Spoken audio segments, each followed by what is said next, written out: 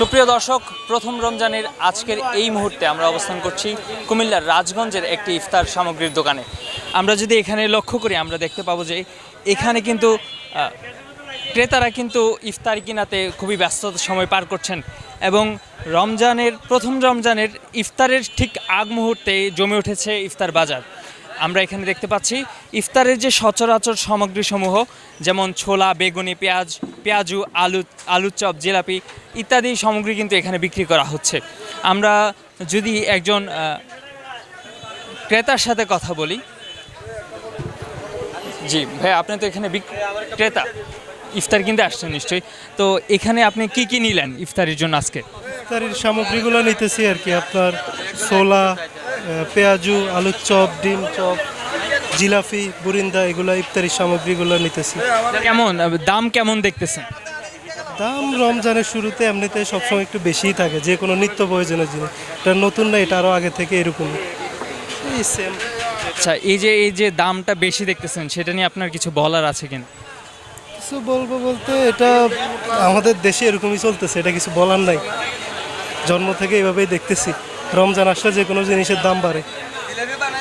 ধন্যবাদ। আমরা আসলে কথা বলছিলাম একজন ক্রেতার সাথে, তিনি বললেন যে আসলে রমজান আসলেই বাংলাদেশের সব যে চিত্র দেখা যায় সব সময় যে দ্রব্যমূল্যের দাম বেড়ে যায়। আমরা যদি একজন বিক্রেতার সাথে কথা বলি তাহলে আমরা জানার চেষ্টা করব আসলে এখানে কি কি ধরনের আইটেম বিক্রি হচ্ছে।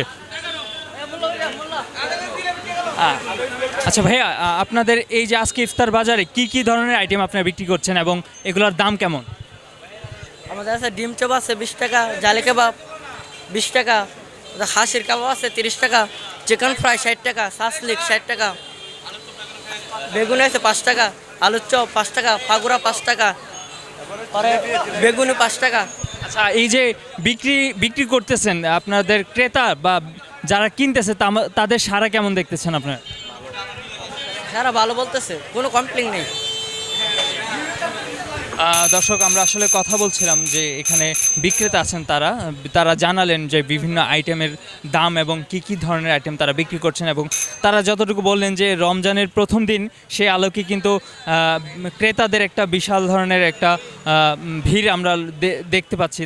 তারাও এতে খুব আনন্দিত যে প্রথম রমজান তারা একটা ভালো সাড়া পাচ্ছেন এবং তারা আশা করছেন যেন পুরো রমজান জুড়েই এভাবেই মানুষের সাড়া পান এবং ক্রেতাদের তারা সাড়া পান এবং অবশ্যই যেন তারা ভালো সার্ভিস দিতে পারেন, ভালো পণ্য বিক্রি করতে পারেন, তারাও সেটা আমাদেরকে জানিয়েছেন। আমরা যদি আরেকজন ক্রেতার সাথে একটু কথা বলি তাহলে আমরা একটু দেখি যে আমরা একজন ক্রেতার সাথে কথা বলবো। যে আঙ্কেল, আপনি কি কি নিচ্ছেন? আমি অনলি জিলাপি 400 কিলো। কেমন দাম কেমন দেখতেছেন? একটু বেশি। এই যে দাম বেশি সেটা নিয়ে আপনার কোনো অভিব্যক্তি আছে? অভিব্যক্তি তো আছে, এখন কাকে বলবো, বলার তো কেউ নাই, এখন কার কাছে বলবো, সবাই নিতেছে অ্যাভারেজ করে। যে আমরা আসলে কথা বলছিলাম একজন ক্রেতার সাথে, তিনি হতাশায় প্রকাশ করেছেন, কারণ হচ্ছে যে দ্রব্যমূল্যের ঊর্ধ্বগতির কারণে আসলে বাংলাদেশের যে সাধারণ ক্রেতা আছেন তাদের কিন্তু এই রমজান মাসে একটা ভোগান্তি পোহাতে হয়, তারই অভিব্যক্তি তিনি প্রকাশ করেছেন এবং তিনি যতটুকু বুঝিয়েছেন যে আসলে বলার মতো এখানে কোনো দায়িত্বশীল নেই এবং এগুলো নিয়ন্ত্রণের জন্য আসলে কোনো দায়িত্বশীল তারা পাচ্ছেন না।